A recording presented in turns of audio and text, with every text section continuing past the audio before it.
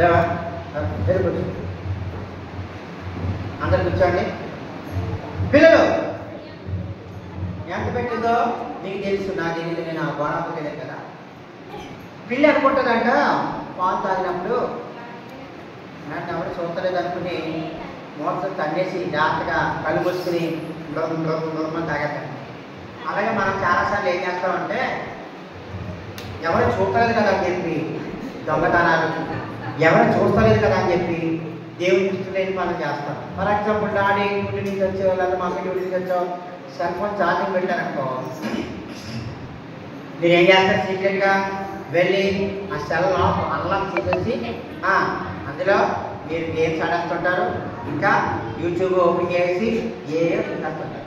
ఎవరు వస్తారు? మీరు కూడా అంతే. ఎందుకంటే మీరు ఏం చేస్తారో మీ స్టేజ్ నుంచి నేను వచ్చాను కాబట్టి నాకు తెలుసు. కానీ మనం ఏది చేసినా ఎవరు చూస్తున్నారు? ఏసే చూస్తున్నారు. ఏసే ఎక్కడున్నారు పిల్లలు?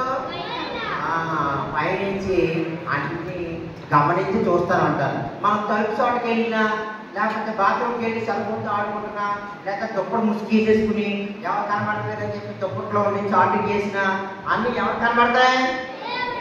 మీరు చేస్తారు. అలాగే తమ్ముడు గొడవలు ఒకరికొకరు చెప్పుకుంటున్నారు, అలాంటి చేస్తే కనుక ఎవరు చూస్తున్నారు? ఏసే చూస్తున్నారు. ఇప్పుడు చెల్లి అంట పెట్టిందో నాకు తెలియదు, మీకు చూపించిందా? మీకు చూపించిందా లేదా? మీకు తెలుసు, నాకు తెలియదు కదా. ఇప్పుడు ఈ డబ్బాలో పెట్టి నేను మ్యాజిక్ చేసి చెల్లి అంట పెట్టిందో నేను చెప్తాను. నా మ్యాజిక్ కనబడకపోతే నేను చెల్లాను. అయ్యో అబ్బాయి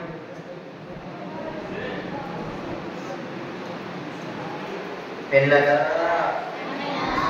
మ్యాజిక్ కనబడలేదురా, ఎవరో పట్టుకుపోయా